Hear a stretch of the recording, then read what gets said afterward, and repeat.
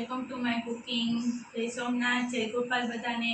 અને આજે આપણે છે તે બનાવવાના છે તે છે તે રક્ષાબંધન માટે થઈને આપણે સ્પેશિયલ એવી આપણે છે તે રેસીપી બનાવવાના છે. કેમ કે રક્ષાબંધનમાં આપણે પેંડા છે તે આપણે બધા લોકો છે તે રક્ષાબંધનમાં લેતા હોય છે બજારથી, પરંતુ આપણે બજારથી નથી લેવાના, પરંતુ આપણે ઘરે જ આપણે બનાવવાના છે. એ પણ આપણે છે તે ટક્કર મારી દેશે બજારના પેંડાને.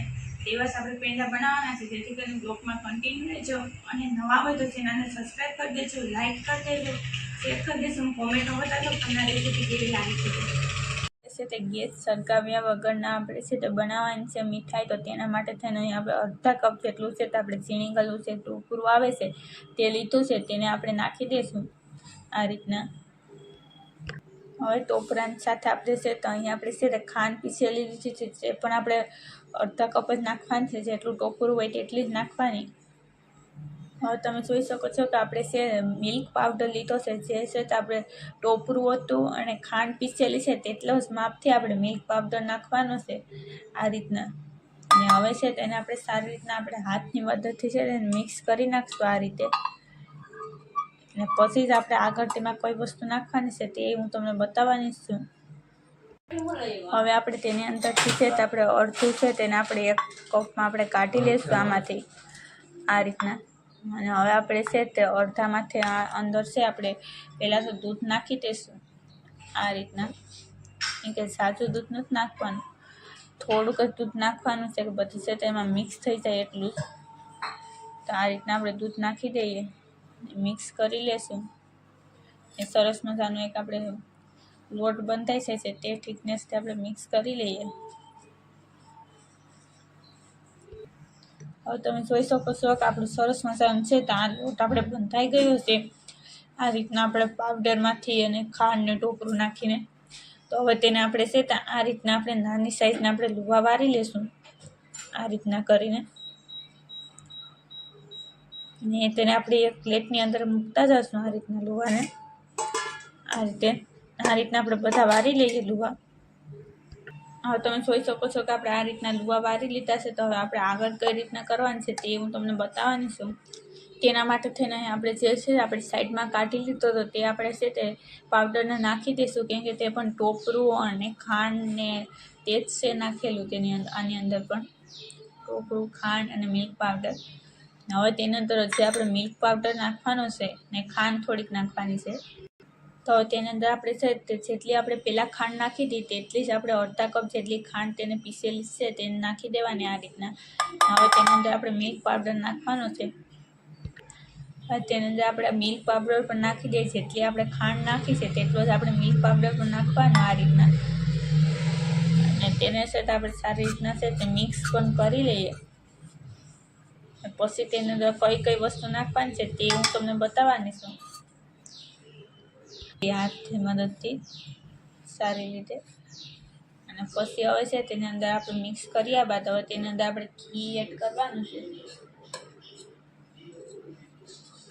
તો અહીં આપણે ઘી છે સાચું નથી નાખવાનું, માત્ર આપણે 1 ચમચી જેટલું અથવા 1.5 ચમચી જેટલું જ આપણે છે તેની અંદર ઘી નાખવાનું, જેથી કરીને તેની સ્મેલ આવી છે એટલા માટે થઈને. હવે તેને સારી રીતના મિક્સ કરી લઈએ આપણે ઘી નાખીને.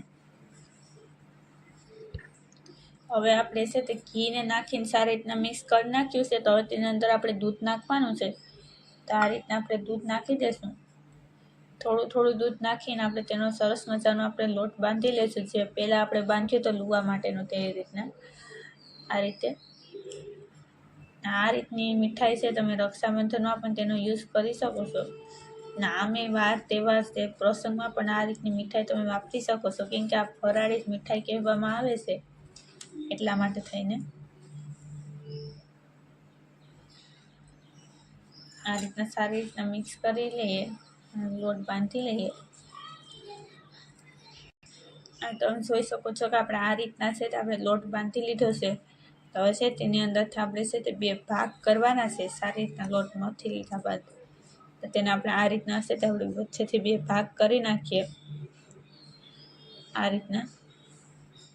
હવે છે તે એક ભાગને આપણે છે પહેલાં તો આપણે સાઈડમાં મૂકી દઈશું બીજા કોઈ પણ વસ્તુમાં કાઢીને. આની અંદર આપણે બનાવવાનું છે. તો તેની અંદર આપણે છે તે કલર નાખવાનો છે. તો આ રીતના આપણે કલર નાખી દઈશું, ઝાઝો નથી નાખવાનો, થોડોક જ કલર નાખવાનો. હવે તેને આપણે મિક્સ કરી લેશું સારી રીતે, આ રીતના કરીને, જેથી કલર તેનો ફેડ થઈ જશે. એટલા માટે તેને અહીં તમે જોઈ શકો છો કે સારી રીતના છે તો આપણે મિક્સ કરી નાખ્યો છે. આપણે જે કલર નાખ્યો તો લાડવાનો કલર આવે છે તે નાખીને મિક્સ કરી નાખ્યું છે. તો હવે છે તેની અંદર આપણે કઈ રીતના કરવાની છે તે પણ હું તમને બતાવું છું. તો તેના માટે થઈને પહેલાં તો આપણે છે ને આ રીતના આપણે એક રીત લોવો કટ કરી નાખવાનો. હવે તેને પહેલાં તો આપણે આ રીતના રાઉન્ડ શેપ આપી દઈશું એકદમ. હવે તેને આપણે છે તે પતલી સાઇઝની આપણે છે તે આપણે જે રીતની આપણે પૂરી હોય છે તે શાખાથી આપણે છે તેને આપણે આ રીતના આપણે બનાવી નાખીએ હાથથી પૂરી.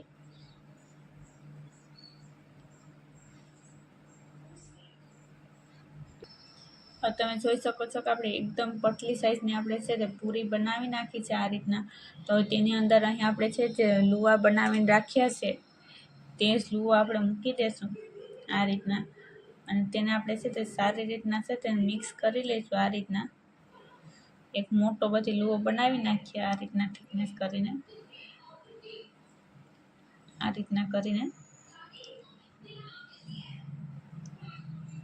હવે તેને આ રીતના સરસ મજાનો લુવો બનાવી નાખીએ, જેથી કરીને જે આપણે વ્હાઈટ કલરનો લુવો બનાવ્યો હતો તે દેખાય નહીં એ રીતે. અને આ રીતના હવે આપણે છે તે બધા લુવા બનાવી નાખશું. તેને આપણે છે તે પ્લેટની અંદર મૂકતા જઈશું. આ રીતના આપણે બધા બનાવી નાખીએ. તો તમે જોઈ શકો છો કે આપણે જે કલર નાખીને કર્યા હતા તે છે તો આ રીતના થઈ ગયા છે. લાડવાનો કલર નાખ્યો હતો એટલા માટે થઈને આ રીતના કર્યા છે. તમે કોઈ પણ ટાઈપનો કલર નાખી શકો છો, તમે જે પસંદ હોય છે તે. તો હવે આપણે છે તે અહીં આપણે જે સાઈડમાં જે આપણે રાખ્યો હતો તે અડધો ભાગ કરીને છે લોટ, તેનો અંદરથી આપણે છે તે લુવા વારવાના છે. તો આપણે લુવા વારી લેશું. તેમાંથી પણ આપણે છે તે થોડોક એવો આપણે આ રીતના આપણે લુવો કાપવાનો છે. અને તેની અંદરથી પણ આપણે છે તે આ સાઈઝ જે સાઈઝથી આપણે આ બનાવેલા છે તે જ સાઈઝનો આપણે બનાવી નાખવાનો છે આ પણ લુવાને. આ રીતે આપણે બધા બનાવી નાખીએ. તેને પ્લેટ મૂકી દઈશું. તમે જોઈ શકો છો કે આપણે છે તો આ રીતના આપણે છે ત્યાં પણ આપણે વ્હાઈટ લુવા પણ આપણે બનાવી નાખ્યા છે. અને અહીંયા આપણે છે તે લાડવાના કલરના આપણે ઓરેન્જ પણ આપણે બનાવી નાખ્યા છે. તો પહેલાં તો આપણે ઓરેન્જ લીધા છે તેને પણ આપણે છે તો આ રીતના આપણે કટ કરી નાખવાના છે. પહેલાં તો આ રીતના કરીને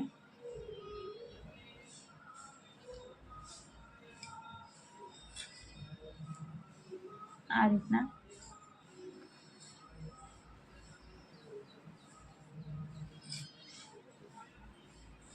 કેમ કે હજી તેને આપણે કટ કરવાના છે આ રીતના.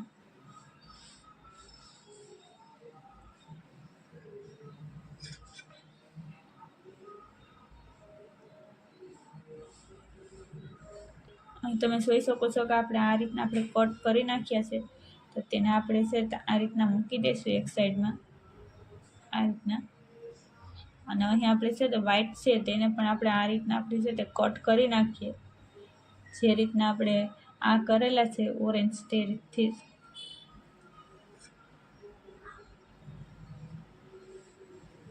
કેમ કે આ રીતની તો તમે રેસીપી ક્યારેય નહીં બનાવી હોય કે ક્યારેય જોઈ પણ ન હોય, તે જ રીતની મીઠાઈ બને છે આ.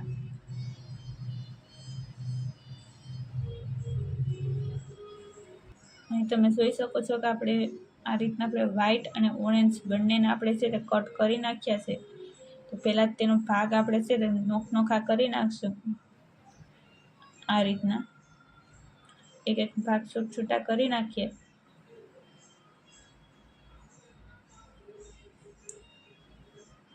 કેમ કે આપણે બધા ભાગને પહેલાં આ રીતના કરી નાખવાના. હવે આપણે વ્હાઈટ ભાગ છે તેને પણ આપણે તે જ રીતથી આપણે છૂટા કરી નાખવાના છે.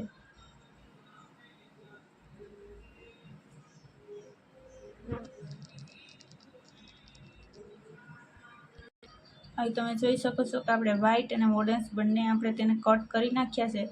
તો આપણે છે તેને હવે આપણે આ રીતના આપણે છે તે બધા મૂકી દઈશું એક પછી એક.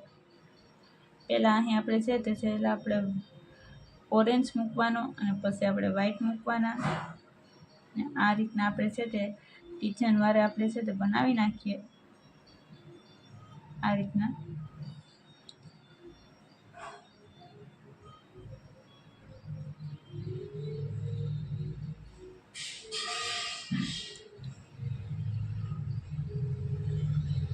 કેમ કે આ રીતના તમે બનાવો છો તો તે એક નવીન જાતની જ આપણી મીઠાઈ બને છે.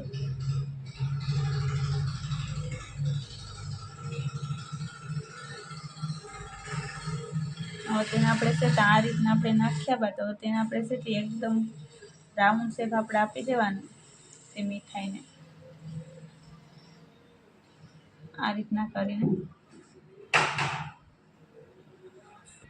અહીં તમે જોઈ શકો છો કે આપણે છે તે આ રીતના આપણે છે તે બનાવી નાખીએ છીએ. અહીં તમે જોઈ શકો છો કે રંગબેરંગી કલરનું. તો આ રીતના આપણે બધા છે તે બનાવી નાખશું અને તેને આપણે છે તે અહીં આપણે એક પ્લેટની પણ અંદર કાઢી લઈએ અને આ રીતના બધા બનાવી નાખીએ.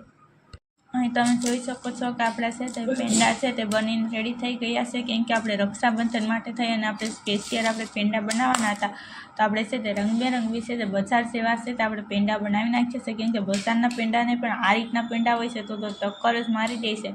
કેમ કે આવા પેંડા તો બજારમાં પણ ક્યારેય તમે નહીં જોયા હોય કે નહીં ખાતા હોય તેવા આ પેંડા બને છે સ્વાદિષ્ટ. તો તમે પણ ચોક્કસ બનાવજો અને નવા હોય તો ચેનલને સબસ્ક્રાઈબ કરી દેજો, લાઇક કરી દેજો, શેર કરી દેજો અને કોમેન્ટમાં તો જરૂરથી બતાવજો તમને આ રેસીપી કેવી લાગી છે તે.